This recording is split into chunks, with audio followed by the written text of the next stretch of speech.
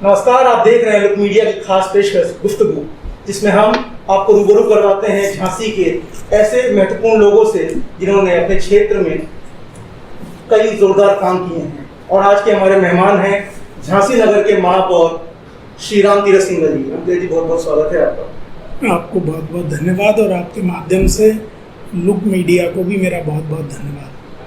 तो कोरोना की दूसरी लहर लगभग शहर में खत्म हो चुकी है, दुकानें खुलने लगी हैं, तो इसको रोकने में आपका कितना योगदान है? देखिए, मेरे योगदान से पूर्व हम लोगों को ये बात भी करना चाहिए कि ये महामारी पूरे देश में थी, पूरे विश्व में थी, लेकिन हमारे देश में और हमारे प्रदेश में इस महामारी को रोकने के लिए जिस शिद्दत के साथ में, जिस गंभीरता के साथ में, जिस योजना के साथ में और परिश्रम की पराकाष्ठा की सीमाओं को भी लांघ करके हमारे माननीय प्रधानमंत्री नरेंद्र मोदी जी ने जिस ढंग से काम किया, उत्तर प्रदेश के मुख्यमंत्री महाराज योगी आदित्यनाथ जी ने जिस ढंग से काम किया, उस पर भी हमें चर्चा करना चाहिए। इवन सारे लोग जानते हैं कि माननीय मुख्यमंत्री जी खुद कोरोना पॉजिटिव हो गए थे, उसके बावजूद उन्होंने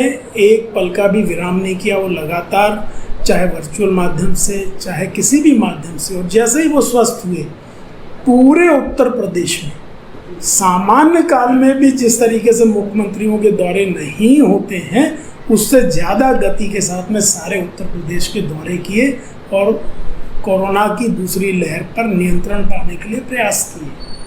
तो इस सब के लिए हमें अपने नेतृत्व वर्ग को, देश के प्रधानमंत्री जी को और उत्तर प्रदेश के मुख्यमंत्री जी को बधाई देना चाहिए। मैं अपनी ओर से उनको इसके लिए बहुत बहुत बधाई देता हूं और अपनी जनता की ओर से उनका धन्यवाद ज्ञापित करता हूं कि उनके अथक प्रयासों से, उनके विज़न के कारण से आज हम कोरोना की दूसरी लहर पर विजय प्राप्ति के मुहाने पर खड़े हैं। लेकिन अब ये देखिए कि झांसी में जब कोरोना की पहली लहर आई तो उतने संकट नहीं आए थे जितने दूसरी लहर में आया। तो क्या कहीं ना कहीं आप मानेंगे कि या तो तैयारियों में कुछ चूक रहे थे या आप लोग अपने स्तर पर अंदाजा नहीं लगा सके? मैं व्यक्तिगत झांसी का कि झांसी में पहले एक मुकाबले दूसरे में ज़्यादा ही केसेस आ गए थे। नहीं, ऐसा नहीं है। देखिए, जो दूसरी लहर आई, आप लोग लगातार इस बात को खुद मीडिया दिखा रहा है, सब लोगों को बता रहा है कि ये जो कोरोना वायरस है, ये लगातार पूरे विश्व में अपना स्वरूप परिवर्तित कर रहा है। और जब वो म्यूटेंट चेंज कर रहा है, स्वरूप परिवर्तित कर रहा है, तो उसके प्रभाव भी हर बार अलग अलग प्रकार के हैं। पहली लहर थी, उसमें जो कोरोना वायरस था, उसकी एक व्यक्ति से दूसरे व्यक्तियों को संक्रमित करने की क्षमता कम थी। अब की बार का जो म्यूटेंट है, अब की बार का जो वायरस है, उसकी क्षमता ऐसी थी कि वो एक व्यक्ति, संक्रमित व्यक्ति लगभग 80 लोगों को संक्रमित कर सकता था। इस कारण से एक बार में बहुत बड़ी आबादी, देश की कहिए, प्रदेश की कहिए या अपने नगर की कहिए, बड़ी मात्रा में संक्रमित हुई। और इसके बारे में कोई ऐसा ज्ञान विज्ञान, कोई टेक्नोलॉजी नहीं है जो पहले से इस बारे में बता सकती। इसलिए ये समस्याएं हुई। जो पहली बार लहर थी, पहला म्यूटेंट था, उसका इफेक्ट इतना नहीं था स्वास्थ्य के ऊपर। अब की बार का जो म्यूटेंट था, उसका सीधे सीधे लंग्स पर तो इतना गंभीर प्रभाव था कि तीसरे चौथे दिन, पाँचवें दिन जिस व्यक्ति का अगर आप सीटी स्कैन करा रहे हैं तो लंग्स 10-20% तक इन्फेक्टेड निकल रहे हैं। उस स्थिति में फिर उस पेशेंट को का ट्रीटमेंट करना, बेहतर उसको ट्रीटमेंट देना, ये बहुत बड़ी और कठिन टास्क थी। पहली लहर में ऑक्सीजन की आवश्यकता पेशेंट्स को नहीं महसूस हुई, ऑक्सीजन की ऐसी डिमांड नहीं हुई जैसी अब की बार हुई, क्योंकि जब लंग्स इन्फेक्टेड हुए तो निश्चित रूप से हम लोगों को सबको ऑक्सीजन की ज़रूरत पड़ी। तो ये सब कुछ अचानक था, जिसके लिए अचानक ही व्यवस्थाएं करनी थी। 100 वर्ष में इस तरीके की कभी कोई महामारी आती है तो ये हमारे केंद्रीय और प्रदेश नेतृत्व का ही काम है कि जैसे जल्दी से जल्दी संभव हो सका, उन लोगों ने सारी व्यवस्थाओं पर ध्यान दिया, जो कुछ ज़रूरतें थी उन पर ध्यान दिया, उनको कैसे पूरा कर सकते हैं। केंद्र सरकार ने विदेशों से ऑक्सीजन लाने का काम किया, केंद्र सरकार ने वायुसेना तक के वायुयानों का उपयोग करके ऑक्सीजन पूरे देश में पहुंचाई। इंडियन रेलवेज़ ने स्पेशल ट्रेन्स चला के ऑक्सीजन पहुंचाई। तो इस तरीके के काम किए गए हैं। हम लोगों ने भी ऐसे ही काम किए। इस दूसरी लहर में जब हमें देखा कि ऑक्सीजन की ज़रूरत है, वेंटिलेटर्स की कमी हो रही है, मैंने स्वयं 4 बाईपैप मशीनें प्राइवेट हॉस्पिटल्स को डोनेट की, जिन्हें हाई फ्लो ऑक्सीजन मशीन्स कहा जाता है। उसके बाद में 6 बाईपैप मशीनें हमने मेडिकल कॉलेज को उपलब्ध कराई। और जो नगर निगम का काम था, वो नगर निगम का काम था नगर में, पूरे नगर में सैनिटाइजेशन करके कोरोना वायरस को से जनता को बचाए रखना। सैनिटाइजेशन का काम इससे पूर्व कभी भी इस ढंग से नहीं हुआ है।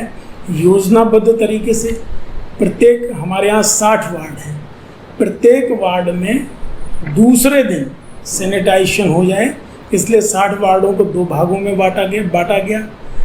सैनिटाइजेशन के लिए जिम्मेदार अधिकारियों की नाम, मोबाइल नंबर अखबारों में विज्ञापन के माध्यम से प्रकाशित किए गए, जिससे आम आदमी भी जान सके कि उसके क्षेत्र में सैनिटाइजेशन, ऐसे ही फॉगिंग, दोनों के लिए कौन सफाई इंस्पेक्टर जिम्मेदार है, कौन जेडएसओ जिम्मेदार है, और अगर समस्या आती तो उसके ऊपर कौन लोग जिम्मेदार है। जो बड़ी मशीनों से हम लोग मल्जेट मशीन से सैनिटाइजेशन का काम कर रहे थे, उसके तो वाहन नंबर और उसके ड्राइवर के नंबर तक हम लोगों ने विज्ञापन में प्रकाशित किए। और इसके अलावा जो सार्वजनिक स्थल हैं, रेलवे स्टेशन है, बस स्टैंड है, मेडिकल कॉलेज है, सार्वजनिक चौराहे हैं, इन पर सैनिटाइजेशन का काम किया। ऑन डिमांड किसी के यहाँ अगर मान लो कोरोना पेशेंट है, उसकी डिमांड आई है, एक व्यक्ति की भी, आम आदमी की भी, तो ऑन डिमांड हमने सैनिटाइजेशन कराया। उसके अलावा जिला प्रशासन के द्वारा हमको सूचना दी गई कि ये हॉट स्पॉट है, इस क्षेत्र में कोरोना पेशेंट्स ज़्यादा आ रहे हैं, तो उन हॉट स्पॉट्स में हम लोगों ने सैनिटाइजेशन का काम किया, फॉगिंग का काम किया, क्योंकि माननीय मुख्यमंत्री जी का ये निर्देश था हम लोगों को कि आगे आने वाली बरसात का समय है, मच्छर जनित रोग भी होंगे और तीसरी लहर की आशंका भी है, तो कम से कम हम मच्छर जनित रोगों से अपनी जनता की सुरक्षा कर सकें, इस दृष्टि से फॉगिंग भी हम लोग लगातार करा रहे हैं। तो इस तरीके से हम लोगों ने लगातार काम किया। कुछ चीज़ें जनता के ध्यान में नहीं आ पाती हैं। अब जैसे हमारे माननीय नगर विकास मंत्री जी आशुतोष टंडन जी, उन्हीं के अंतर्गत हम लोगों का विभाग आते हैं, स्थानीय निकाय आते हैं, हर दूसरे चौथे दिन उनका फ़ोन हम लोगों के पास आता था, और मेरे पास ही नहीं, मुझे लगता है उत्तर प्रदेश के सारे महापौर और नगर पालिकाओं के अध्यक्षों से वो जानकारी लेते रहते थे कि क्या स्थितियाँ हैं, कोरोना की क्या स्थिति है, सैनिटाइजेशन, फॉगिंग और सफाई की क्या स्थिति है। हम लोगों ने लगातार ये सफाई पर भी विशेष ध्यान दिया है।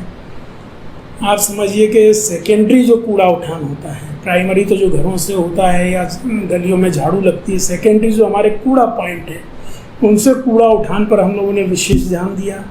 और कूड़ा उठने के बाद में वहाँ पर चूना और ब्लीचिंग पाउडर जो विसंक्रमण का काम करता है, इन दोनों के छिड़काव का अभियान इस अब की बार लिया। शनिवार इतवार के दिन विशेष सफाई अभियान, विशेष सैनिटाइजेशन अभियान हम लोगों ने चलाया।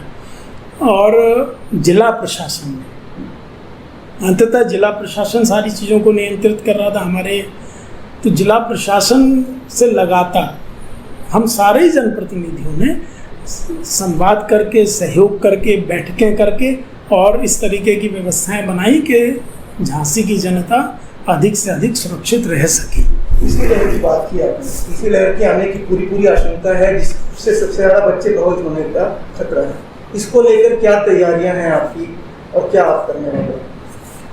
देखिए, जो तीसरी लहर की आशंका है वो भी आशंका है, वही मैं बता रहा हूँ कि इस वायरस के बारे में ये क्या स्वरूप बदलेगा, किस पर प्रभाव डालेगा, कब आएगा, कब नहीं आएगा, कुछ निश्चित नहीं है।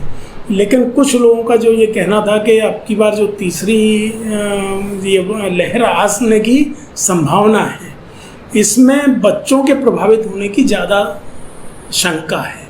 उस शंका के मद्देनज़र माननीय मुख्यमंत्री जी के जो निर्देश हैं, हमारे नगर विकास मंत्री के माध्यम से जो हम लोगों को निर्देश प्राप्त हुए हैं कि पहला काम हमें सारे जनप्रतिनिधियों को ये सौंपा गया है कि जो सामुदायिक स्वास्थ्य केंद्र हैं उन स्वास्थ्य केंद्रों में से या जो प्राथमिक स्वास्थ्य केंद्र हैं, प्राइमरी हेल्थ सेंटर्स हैं, उन सभी को कोई ना कोई एक जनप्रतिनिधि गोद ले ले और गोद लेके वहाँ पर जो भी आवश्यक व्यवस्थाएं कराए जाने की आवश्यकता है उन व्यवस्थाओं को पूर्ण करा ले। तो इसी क्रम में हमारे सभी जनप्रतिनिधियों ने PSC CSCs को गोद लिया है। इसी क्रम में झांसी के 50 नंबर वार्ड में बड़ा गांव गेट बाहर एक PSC, उसको मैंने भी गोद लिया है और हमारे उपसभापति और अन्य पार्षदगण भी एक एक PSC को गोद लेने जा रहे हैं। एक बात ये, दूसरी बात ये है कि तीसरी लहर में चूंकि बच्चों के प्रभावित होने की आशंका ज़्यादा है, इसलिए तीसरी लहर के से लड़ाई के लिए, संघर्ष के लिए, लोगों को चिकित्सा सुविधा बच्चों को उपलब्ध कराने के लिए बच्चों का पीडियाट्रिक ICU वार्ड तैयार किए जा रहे हैं। उन सारे वार्ड्स में ICU बेड्स की व्यवस्था की जा रही है। जनपद में 5 जगह नए ऑक्सीजन प्लांट्स लगाए जाने की व्यवस्था की जा रही है। उसके अलावा जब ऑक्सीजन प्लांट कहीं लग जाएगा तो प्रत्येक बिल्डिंग में और प्रत्येक बिल्डिंग के प्रत्येक रूम में और रूम से होते हुए प्रत्येक बेड तक ऑक्सीजन पहुंचे, इसके लिए पाइपलाइन की व्यवस्था की भी जिम्मेदारी हमारे अलग अलग जनप्रतिनिधियों ने स्वेच्छा से ली है। उसमें मेडिकल कॉलेज में ऑक्सीजन प्लांट लगने के बाद में ऑक्सीजन पाइपलाइन का जो कार्य है उसकी जिम्मेदारी हमारे नगर निगम ने ली है कि वो हम लोग अपनी किसी न किसी निधि से उसकी व्यवस्था करेंगे। तो इस तरीके से सभी तरीके की जो आकलन हो सकते हैं संभावना के आधार पर, उन आकलनों के आधार पर पूरी तैयारी की गई है और मैं उम्मीद करता हूँ और चूँकि ईश्वर में विश्वास करता हूँ तो भगवान से प्रार्थना करता हूँ कि ऐसी विषम परिस्थितियों से हमारे बच्चों को, नौनिहालों को सामना ना करना पड़े और अगर ऐसी कोई स्थिति निर्मित होती है तो उसका सामना हम लोग, जिला प्रशासन, हम लोग सारे जनप्रतिनिधि और सारे चिकित्सक मिलकर करने को तैयार हैं। और चिकित्सकों में भी मैं ये कहना चाहूँगा आपसे और विस्तार से कि चिकित्सकों की जब बात होती है तो किसी एक पैथी के चिकित्सकों की तरफ ध्यान जाता है, लेकिन इस कालखंड में, इस महामारी के दरमियान हमारे किसी भी पैथी से संबंधित चिकित्सक, वो एलोपैथी हो, आयुर्वेद हो, होम्योपैथी हो, सभी प्रकार के या जो प्राकृतिक चिकित्सक हैं, उन सब ने मिलकर के अपनी अपनी क्षमताओं के अनुसार, अपने अपने विवेक के अनुसार लोगों का इलाज किया है और लोग लाभान्वित हुए हैं, स्वस्थ हुए हैं। तो मैं सभी विधियों से इलाज करने वाले जो लोग हैं, जो चिकित्सक हैं, उनका भी धन्यवाद ज्ञापित करता हूं कि उन लोगों ने बहुत अच्छा काम किया है। इसी एक सवाल है, आपने एलोपैथी की बात कर दी, लेकिन गुरु रामदेव तो कहते हैं कि एलोपैथी ने कुछ भी नहीं किया। देखिए, मैं इस पर विस्तार से टिप्पणी नहीं करूंगा, लेकिन मैं एक बात जरूर कहना चाहूँगा कि हमारा जो सनातन ज्ञान है, इस देश का जो सनातन ज्ञान है, 2500 वर्ष पूर्व हमें महर्षि पतंजलि योग के बारे में बता गए। तो उससे प्राचीन कोई ज्ञान नहीं है ना। चरक संहिता में सारे चिकित्सा की व्यवस्थाओं के बारे में ज्ञान पहले से दिया गया है, तो उसको नकार के किसी एक को आगे बढ़ाना या उसकी बात करना कि हम ही कर रहे हैं और कोई नहीं कर पा रहा है, तो वो थोड़ा सा तकलीफ देने वाली बात होती है। बल्कि हमें अपने डिबेट कर रहे हैं और कोरोना हालांकि वैश्विक महामारी है, जाते जाते ही जाएगी, लेकिन झांसी कुछ अपनी समस्याएं भी हैं जी। जल की आपूर्ति आज भी एक बड़ी समस्या है और इसको लेकर अब आगे क्या प्लानिंग है? आज भी कई इलाके ऐसे हैं झांसी के जहाँ तक जल नहीं पहुँच पाया है, तो उनको किस तरीके जोड़ने की कोशिश कर रहे हैं? देखिए, पेयजल की समस्या हमारे झांसी में काफ़ी समय से है। उसके लिए हमारे जनप्रतिनिधियों ने और हमने बहुत प्रयास किए। उसके बाद 850 करोड़ रुपए से एक अमृत योजना के अंतर्गत एक पेयजल योजना स्वीकृत हुई है। इस योजना के अंतर्गत जो माता टीला बांध है उससे 110 MLD पानी झांसी लाया जाएगा। इसके लिए माता टीला बांध में एक इनटेक वेल बनना है, उस पर कार्य प्रारंभ हो गया है। वहाँ से रॉ वाटर आएगा पाइपलाइन के जरिए बबीना, बबीना में इसके लिए एक वाटर ट्रीटमेंट प्लांट बनना है, उसका भी कार्य शुरू हो गया और काफ़ी हद तक वो पूर्णता की ओर है। जो एक ऑलरेडी है अभी, उसके अलावा नया बन रहा है। फिर बबीना से झांसी तक जो पाइपलाइन के माध्यम से पानी आना है, उस पर तेज़ी से काम चल रहा है। और झांसी में पानी आने के बाद में झांसी महानगर को 13 जोन में बांटा गया है। उन 13 जगहों पर ओवरहेड टैंक बनाना और क्लीन वाटर रिजर्वायर CWR बनाने का कार्य प्रगति पर है। और उन ओवरहेड टैंक से गली कूचों में प्रत्येक घर तक पानी पहुंचाने के लिए जो पाइपलाइंस डाली जानी है, उनकी लेइंग का काम भी काफ़ी लगभग 70-80% तक पूरा हो चुका है। तो निश्चित रूप से हमारा मानना ये है कि 1 वर्ष के अंदर हम लोग झांसी में प्रत्येक घर, प्रत्येक गली में दूसरी मंजिल तक बिना किसी मोटर, बिना किसी टुल्लू पंप के पानी दे पाएंगे। प्रत्येक घर को नल से हम जल दे पाएंगे। आप देखिए, इसी योजना के अंतर्गत पहले कोछा भावर में आपके गुमनाबाड़ा में, जिसमें मेडिकल कॉलेज यूनिवर्सिटी क्षेत्र आता है, इसी योजना के अंतर्गत वहाँ पर पानी की सप्लाई प्रारंभ हो चुकी है। वहाँ से हमने बराटा से पानी लिया। पहले ये शिकायतें आती थी कि वहाँ लोग पानी बेचते हैं, उसका व्यवसाय करते हैं। जल संस्थान को वहाँ टैंकर से पानी की आपूर्ति करनी पड़ती थी। लेकिन झांसी नगर निगम के उन क्षेत्रों में आज पानी की समस्या नहीं है। कुछ क्षेत्र अभी अछूते बचे हैं, वहाँ भी शीघ्र ये सारी इस योजना के अंतर्गत झांसी का एक एक मोहल्ला, एक एक क्षेत्र आच्छादित हो जाएगा, हर घर को पानी मिलेगा। ये पानी की समस्या का तो आपने सही जवाब दे दिया, लेकिन नगर के कुछ इलाकों में सफाई आपकी बड़ी समस्या है। जो बाहर के इलाके हैं, जो मतलब विश्वविद्यालय या मेडिकल कॉलेज, वहाँ तो उससे भी सफाई दिखती है, लेकिन जो पुराना शहर है उसमें आज भी गंदगी उतनी ही है। तो उस पर किस प्रकार काम कर रहे हैं आप लोग? देखिए, सफाई के बारे में या हमारा नगर निगम के काम के बारे में और जो इसकी परफॉर्मेंस है, इसके बारे में अगर मैं कुछ कहूँगा तो ये लगेगा कि चूँकि मैं इस इंस्टीट्यूशन का हेड हूँ तो मैं अपनी प्रशंसा कर रहा हूँ। लेकिन इसका आकलन जैसे जब से माननीय मोदी जी प्रधानमंत्री बने हैं, अच्छा काम किया, प्रशंसा कर सकते हैं। बताइए। जब से माननीय मोदी जी प्रधानमंत्री जी बने हैं, उन्होंने स्वच्छता के बारे में एक पूरे देश में ही काम शुरू किया है। शौचालयों के माध्यम से, स्वच्छ सर्वेक्षण के माध्यम से, और जो शहरी विकास मंत्रालय के द्वारा पिछले 3 वर्षों में स्वच्छता सर्वेक्षण कराए गए। तो आप ये देखिए कि 2018 में हम उत्तर प्रदेश में 3रे स्थान पर थे, 2019 में फिर हम पूरे उत्तर प्रदेश में 3रे स्थान पर थे, और 2020 में हम 2रे स्थान पर रहे हैं। निश्चित रूप से मैं ये मानता हूँ कि ये जो 1st, 2nd, 3rd आने का क्रम है, इसका मतलब ये नहीं पहले नंबर पर जैसे इंदौर आया है पिछले 3 वर्षों में, तो इसका मतलब ये नहीं है कि वो पूर्णतः साफ हो गया, अब वहाँ कोई आवश्यकता नहीं है, कोई कठिनाई नहीं है। इसका मतलब ये कि कंपैरेटिवली दूसरों के सापेक्ष वो नगर सबसे ज़्यादा साफ है भारतवर्ष में। तो यही मैं कहना चाहूँगा कि दूसरों के सापेक्ष, दूसरे नगर निगमों के सापेक्ष 10 लाख तक की आबादी के जो शहर हैं, उनके सापेक्ष अगर देखा जाए तो हमारे नगर निगम की सफाई व्यवस्था बहुत सुदृढ़ है। लेकिन सुधार एक सतत प्रक्रिया है, हमेशा चलती रहनी चाहिए, और उसके लिए हम लोग लगातार प्रयास कर रहे हैं।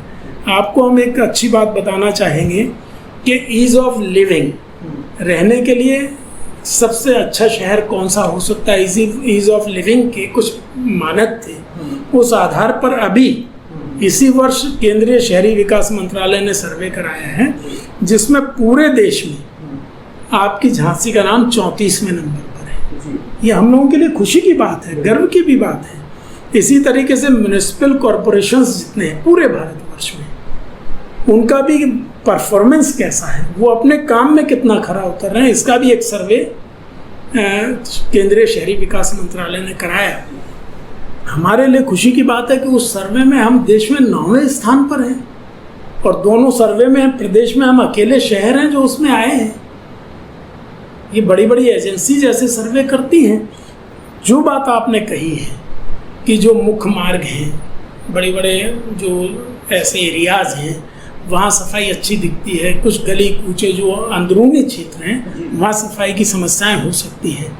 अभी परसों ही मैंने वार्ड नंबर 60 में नटवली नाले का निरीक्षण किया था। नगर आयुक्त स्वास्थ्य विभाग की सारी टीमें हम लोग साथ में थे, तो निश्चित रूप से ऐसी कुछ चीज़ें देखने को मिलती हैं। इसमें सुधार की आवश्यकता है। इसके लिए हम लोगों ने स्मार्ट सिटी के माध्यम से डोर टू डोर कूड़ा संग्रहण करने के लिए, डोर टू डोर कूड़े के कलेक्शन के लिए एक नया टेंडर जारी किया था। वो टेंडर अवार्ड हो गया है, 1-2 दिन के अंदर उसमें एग्रीमेंट हो जाएगा और मुझे लगता है अगले 15 दिनों के अंदर एक नई एजेंसी जो अखिल भारतीय स्तर पर विभिन्न बड़े बड़े शहरों में काम कर रही है, वो झांसी में कार्य प्रारंभ कर देगी। और जो डोर टू डोर कलेक्शन का काम है, मुझे लगता है वो हम लोग बहुत बड़े परिवर्तन के साथ में कर पाएंगे। और जब घरों से अगर हम कूड़ा ले लेंगे तो निश्चित रूप से फिर नाले नालियों में, सड़कों पर कूड़ा नहीं मिलेगा, तो हमारा शहर और ज़्यादा साफ होगा। इसके लिए हम लोग कंपनी को जो काम दिया उससे भी हमारी परसों ही चर्चा हुई थी।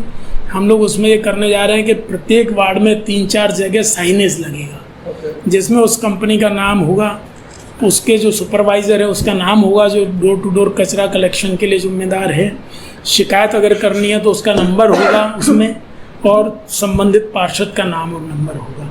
जनता जागरूक होगी तो जिसके घर से कूड़ा लेने कोई नहीं पहुंचेगा तो जनता उन नंबरों पर शिकायत कर सकेगी। तो ऐसी व्यवस्था हम लोग करने जा रहे हैं। हमें लगता है कि दिन प्रतिदिन हम लोग सफाई की व्यवस्था में और बेहतर हो सकेंगे। लेकिन मैं आपसे विनम्रता के साथ में कहना चाहूँगा कि पिछले वर्ष भी, इस वर्ष भी, दोनों लहरों में सफाई का काम स्वच्छता कर्मियों को करना होता है, सामान्य दिवसों में भी और महामारी में भी।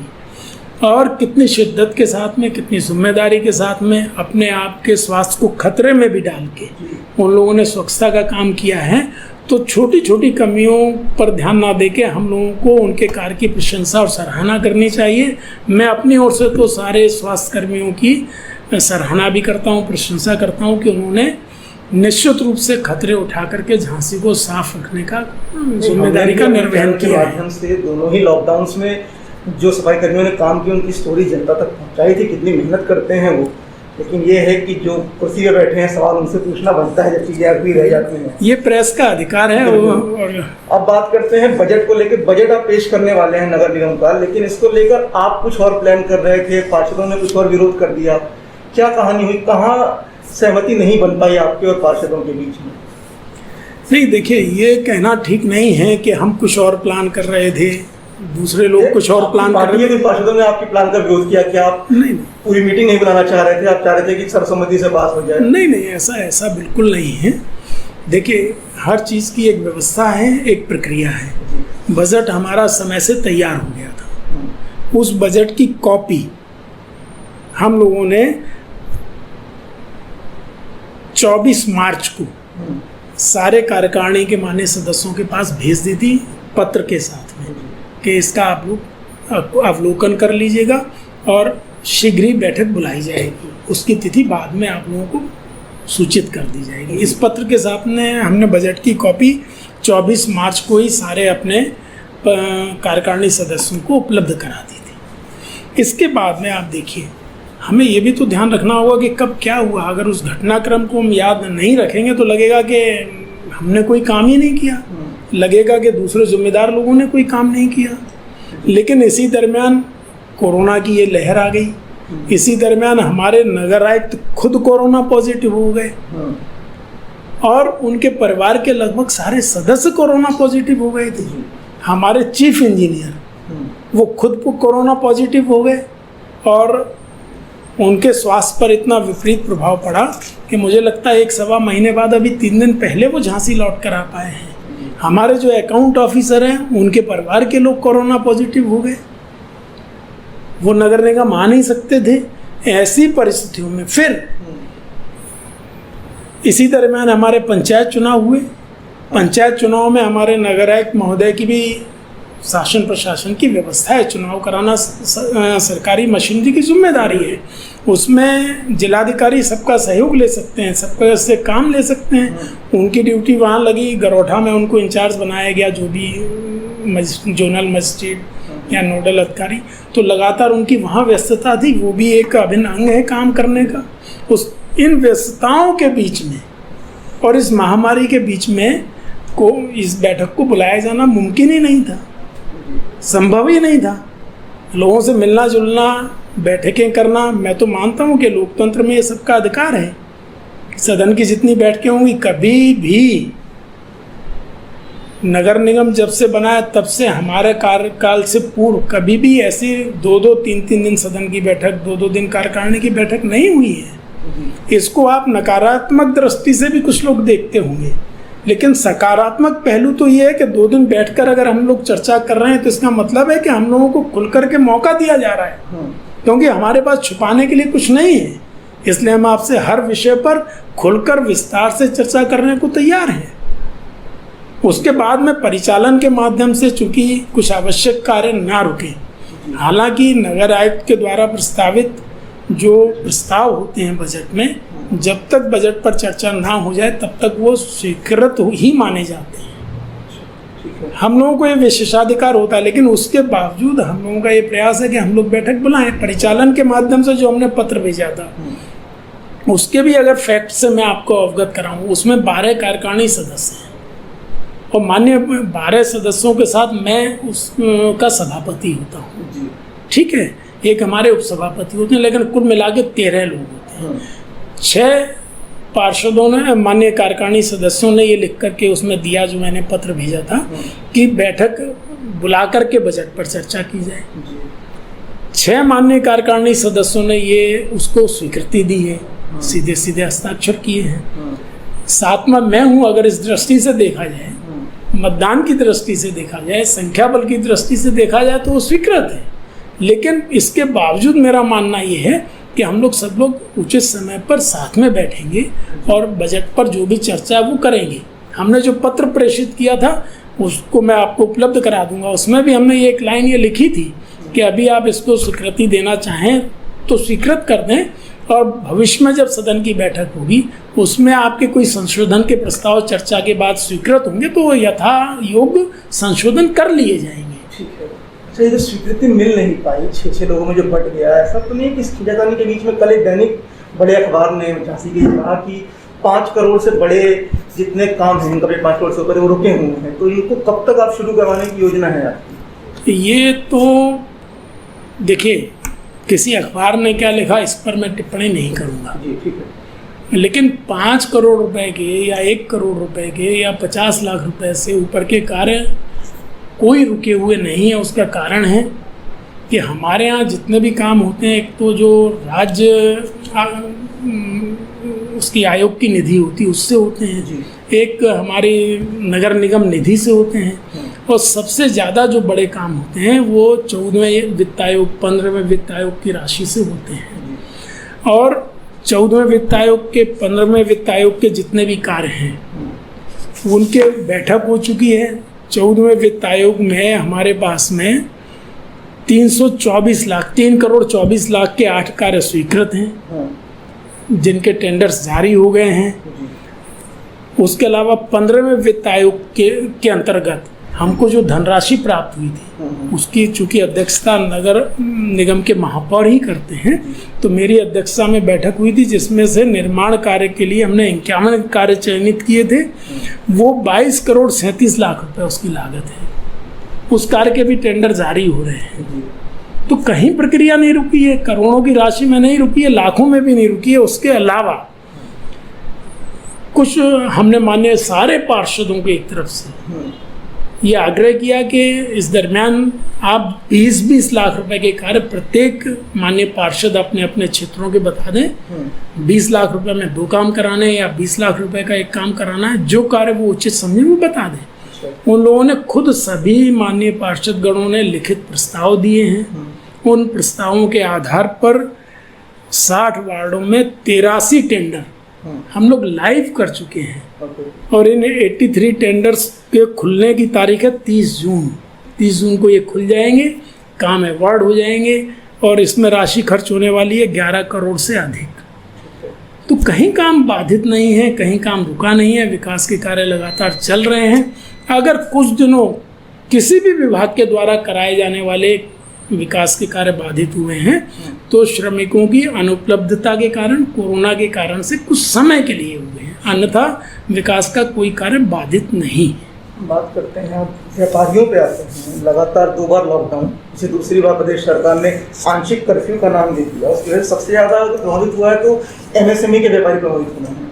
तो इनको लेकर वापस पटरी पर लाने के लिए क्या आपके पास कोई योजना तैयार कर रही है नगर निगम? कोई लोन या कोई सहायता राशि, ऐसा कुछ? देखिए, इसमें जो MSME है, जो सूक्ष्म और लघु उद्योग हैं, निश्चित रूप से दोनों बार की लहर में वो प्रभावित हुए हैं। पिछले बार की अपेक्षा इस बार की लहर में कुछ कठिनाइयाँ अलग प्रकार की आई हैं। पिछले बार टोटल लॉकडाउन था, इस बार कोरोना कर्फ्यू रहा। उस कारण से जैसे पिछले बार जब लहर आई थी तो हज़ारों लाखों की संख्या में प्रवासी श्रमिक जो उत्तर प्रदेश से, हमारे बुंदेलखंड से गुजरात में, महाराष्ट्र में, दिल्ली में, पंजाब में काम करने के लिए जाते हैं, वो लौट कर आए थे। उनके सामने रोजी रोटी का संकट था, उनके सामने अपने घरों तक पहुंचने का संकट था। तो उस समय सरकार ने उनके लिए भरण पोषण भत्ते के रूप में सहायता की थी। दोनों लहर में चूँकि हमारे सबसे छोटे दुकानदार जो हैं वो हैं रेहड़ी पटरी वाले दुकानदार, जिनके लिए हम कह सकते हैं रोज़ कमाना रोज़ खाना उनका एक नियति है। उन लोगों के लिए प्रधानमंत्री स्वनिधि योजना के अंतर्गत 10,000 रुपये के लोन वितरित किए गए। और मुझे लगता है अकेले नगर निगम झांसी के माध्यम से, नोडल एजेंसी चूँकि हम थे उसमें, हमने लगभग 8,000 रेहड़ी पटरी वालों को 10,000 रुपये का लोन डिस्पर्स कराया है। तो इस तरीके से जो ज़रूरतमंद लोग हैं उन तक अभी, जैसे इस लहर में भोजन की उतनी मांग नहीं थी। पिछले बार तो तैयार भोजन, रेडी टू ईट भोजन की बहुत डिमांड थी। हम लोगों ने कम्युनिटी किचन्स चलाई थी, विभिन्न व्यापार मंडलों ने, विभिन्न सामाजिक संगठनों ने कम्युनिटी किचन्स चलाई थी। कुछ लोगों ने कच्चा राशन बांटने का काम किया था। इस बार उतनी आवश्यकता उस चीज़ की नहीं पड़ी। उसके बावजूद हमारे माननीय प्रधानमंत्री जी ने गरीब कल्याण अन्न योजना के अंतर्गत सारे राशन कार्ड धारकों को मुफ्त राशन देने की योजना लागू की है। कल ही इसी महानगर में झांसी में हमने और हमारे विधायक और अन्य जनप्रतिनिधियों और उपसभापति ने मुफ्त राशन वितरण का काम किया है। तो ये लगातार हम लोग ये प्रयास कर रहे हैं कि ऐसा हो और लोगों के आजीविका भी चले और उनका जीवन भी सुरक्षित रहे। इसके लिए सारे प्रयास किए जा रहे हैं। MSME के लिए पिछले बार 20 लाख करोड़ रुपए के राहत पैकेज की घोषणा माननीय मुख्यमंत्री जी ने की, प्रधानमंत्री जी के द्वारा की गई थी। इस बार भी हम उम्मीद करते हैं कि इन सारी चीज़ों के असेसमेंट्स निश्चित रूप से सरकारों के स्तर पर हो रहे हैं कि किस क्षेत्र में क्या नुकसान हुआ है, और उसकी भरपाई के लिए निश्चित रूप से सरकारें, केंद्र सरकार, प्रदेश सरकार निश्चित रूप से ऐसी योजनाएं लाएंगी कि जिससे उन लोगों की क्षति को किसी तरह से कम किया जा सके। एक सवाल कि प्रदेश में जब सरकार आई, 2017 में भाजपा की सरकार आई, तो आप लोगों ने गायों को लेकर बहुत एग्रेसिवली काम किया, गौवंश को हम बचा के रखेंगे। लेकिन झांसी में लगभग कुल मिला के 250 गौशालाएँ हैं, लेकिन आज भी सड़कों पर गाय घूमती रहती हैं। अभी जब खुद हम आपसे इंटरव्यू करने आ रहे थे तब हमें भी उनसे जूझना पड़ता है। कई बार एक्सीडेंट के कारण हो जाती हैं वो। तो ये ऐसा क्यों हो रहा है कि इतनी गौशालाएँ हैं? आपने पिछले वर्ष 2 करोड़ 21 लाख खर्च भी किए, लेकिन इसके बावजूद गाय आज भी सड़कों पर हैं। देखिए, ये समस्या, कुछ समस्याएं परंपरा से पैदा हो जाती हैं जी। और चूँकि बुंदेलखंड हमारे जो माने योगी जी जब से मुख्यमंत्री बने हैं, उसके पहले तक बुंदेलखंड कभी किसी सरकार की प्राथमिकता में रहा नहीं। अब बुंदेलखंड के ऊपर हमारे माननीय मुख्यमंत्री जी का, महाराज योगी आदित्यनाथ जी का कितना फोकस है ये आप देख रहे होंगे। बुंदेलखंड में हर घर को जल पहुंच जाए, उसके लिए 9,000 करोड़ रुपए की योजना उन्होंने लागू की है। हर घर नल योजना, जिसमें सरफेस वाटर का उपयोग करके वो प्रत्येक घर तक पाइप के माध्यम से जल पहुंचाने वाले जो बुंदेलखंड एक्सप्रेसवे बन रहा है, एक बड़ी परियोजना है। बुंदेलखंड में ये डिफेंस कॉरिडोर, आज से पहले कौन कल्पना कर सकता था कि बुंदेलखंड में, क्या झांसी में इंडस्ट्रियल एरियाज तो खाली पड़े हैं, मान लो वहाँ उद्योग जीवित नहीं है, कुछ उद्योग चल रहे हैं तो वो पूरी गति से नहीं चल पा रहे हैं। तो हमारे बुंदेलखंड को डिफेंस कॉरिडोर मिलेगा, लगभग 5-5.5 हज़ार एकड़ ज़मीन उसके लिए एक्वायर की गई है। तो बुंदेलखंड हमारा पिछड़ा था उसमें ये परंपरा सी बन गई थी कि जो हमारे दुधारू गाय नहीं है, जो गाय दूध कम देती है, या जो उसका मेल गोवंश है, उसको लोग सड़कों पर छोड़ देते हैं। उस कारण से उस प्रथा को यहाँ पर अन्ना प्रथा कहते हैं। इन पशुओं को अन्ना पशु भी लोग कहते हैं। हम लोग पशु नहीं कहते हैं, हम लोग गौ माता कहते हैं, गौवंश कहते हैं। तो इसकी व्यवस्था की चिंता भी अभी 4 वर्ष से ही तो शुरू हुई है, जब से माननीय योगी जी मुख्यमंत्री बने हैं। इस दरमियान विभिन्न स्थानीय निकायों में और नगर निगमों में गौशालाओं के लिए उन्होंने योजना दी है, उसके लिए धनराशि दी है। हमारे बिजौली में एक कान्हा गौशाला के नाम से बहुत सुंदर गौशाला है, उसमें करीब करीब 350-400 गौवंश को रखने की व्यवस्था है। 24 घंटे में आप कभी भी जाकर के देख सकते हैं कि वहाँ गायों को कितनी व्यवस्था के साथ और जो अपेक्षित मानक है उनसे भी अच्छे ढंग से वहाँ उनको रखा जा रहा है। उनके लिए वहाँ भोजन की व्यवस्था है, उनके लिए वहाँ पानी की व्यवस्था है, शेड्स हैं, छाया की व्यवस्था है। और इसके साथ ही वार्ड नंबर 22 में जो ये झील है, क्यों झील का क्या नाम है हम भूल रहे हैं, नहीं 22 नंबर वार्ड में पड़ती है।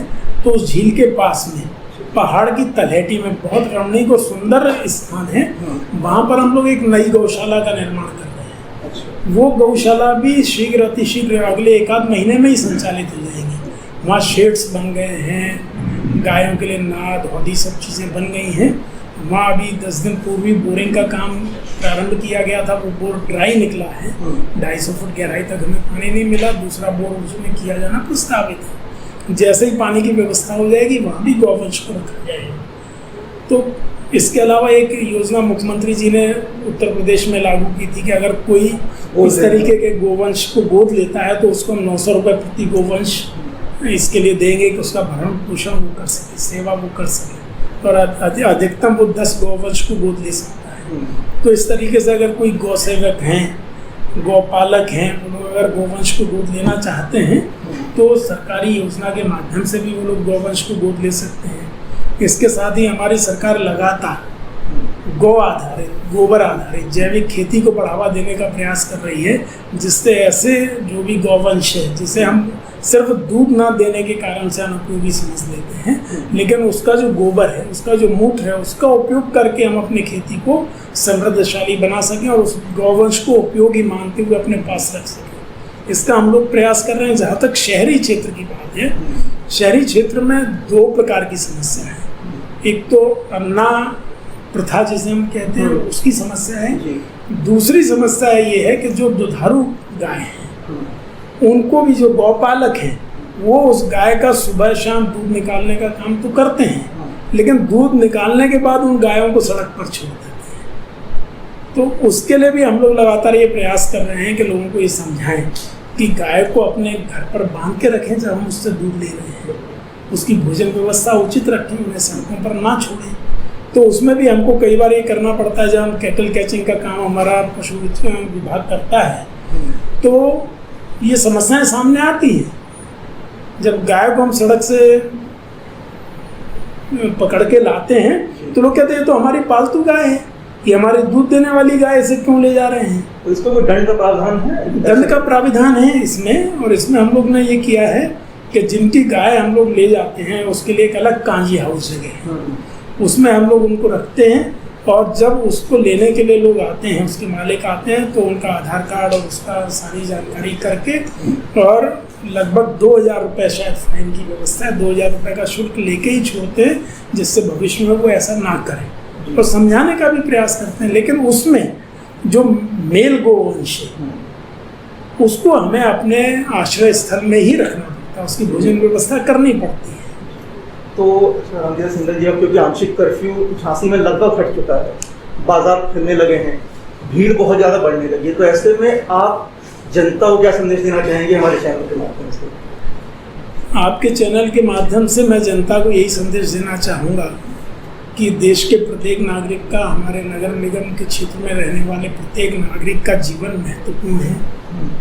बच्चों को माता पिता चाहिए, माता पिता को अपने बच्चे चाहिए, सबका जीवन एक दूसरे के लिए महत्वपूर्ण है और हमारे स्वयं के लिए भी महत्वपूर्ण है। तो हम कैसे स्वस्थ रहें, इसके लिए जो एडवाइजरीज हैं, जो कोरोना गाइडलाइंस हैं कि हमें क्या क्या सावधानियां बरतनी है, हमें मास्क का उपयोग करना है, हमको 2 गज की दूरी बना के रखना है, हमको हाथों को लगातार साफ रखना है, सैनिटाइज करना है या साबुन से धोना है। इसके अलावा जो बार बार बात आती है कि हमको अपनी इम्यूनिटी को बना के रखना है, तो इम्यूनिटी बूस्टर्स कुछ डोजेज आती हैं, कुछ काढ़े आते हैं, कुछ आयुर्वेदिक दवाएं हैं, उनका प्रयोग भी लोग कर सकते हैं। उसके अलावा शरीर को स्वस्थ रखने का एक काम व्यायाम के माध्यम से होता है। अगर हम लगातार सूक्ष्म या अच्छे व्यायाम करेंगे और योगा प्राणायाम करेंगे तो निश्चित रूप से हम लोग अधिक स्वस्थ रहेंगे, हमारी इम्यूनिटी पावर ज़्यादा रहेगी। इसी के दृष्टिगत हमने ये योजना बनाई है कि मेरा परिवार योगा परिवार, यानी परिवार का प्रत्येक व्यक्ति योग करे, योग को समझे, योग को सीखे, योग करे, प्राणायाम करे। इस दृष्टि से मेरा परिवार योगा परिवार के नाम से हमने एक प्रतियोगिता का आयोजन किया है। नगर निगम और पतंजलि योगपीठ झांसी समिति झांसी के संयुक्त तत्वावधान में, वो हमारे को पार्टनर हैं, इवेंट के को पार्टनर हैं, क्योंकि इसमें कॉमर्शियल कुछ नहीं है।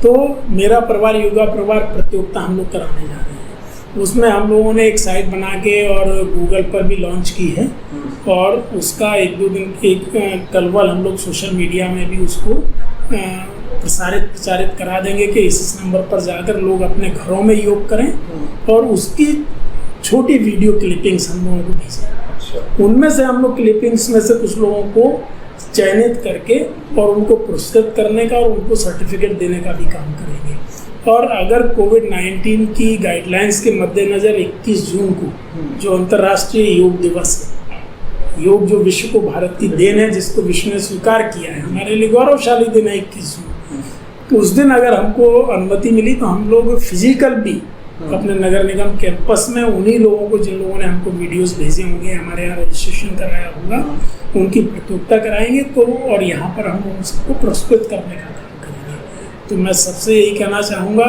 कि कुछ चीज़ें ऐसी हैं कि जिसमें कुछ पैसा नहीं लगता है, सिर्फ समय लगेगा। आपको अपना मन सुदृढ़ करना है, अपने दिनचर्या को अनुशासित करना है। अपनी दिनचर्या चाहे हमारी किसी भी पेशे से जुड़ी हो, हम छोटे हों, बड़े हों, बूढ़े हों, हम सब लोगों को योग, ध्यान, प्राणायाम, व्यायाम के लिए समय निश्चित रूप से निकालना है। सब लोग योग करें और निरोग रहें, यही मेरी कामना है, यही मेरी अपेक्षा है। जो लोग व्यापार कर रहे हैं, बाज़ार खुल गए हैं, तो बाज़ार में दुकानदार स्वयं का भी ध्यान रखें, क्योंकि उसके पास बड़ी संख्या में ग्राहक आ सकते हैं। सारे लोग कोरोना गाइडलाइंस का पालन करें। झांसी की जनता के आशीर्वाद से ही मैं यहाँ हूँ, तो झांसी की जनता के प्रति मेरा अगाध स्नेह है, और मैं कल ये सोच भी नहीं सकता कि वो किसी कठिनाई में पड़े। तो मैं यही कहना चाहूँगा कि अगर झांसी की जनता स्वस्थ रहेगी, प्रत्येक नागरिक स्वस्थ रहेगा, तो मुझसे ज़्यादा खुश होने वाला कोई दूसरा व्यक्ति नहीं होगा। सुंदर जी, हमसे बातचीत करने के लिए बहुत बहुत धन्यवाद। तो ये थे हमारे साथ झांसी के महापौर क्रांतिरथ सिंघल, जिन्होंने हमसे कोरोना, पानी, सफाई और तमाम मुद्दों पर खुल के बात की।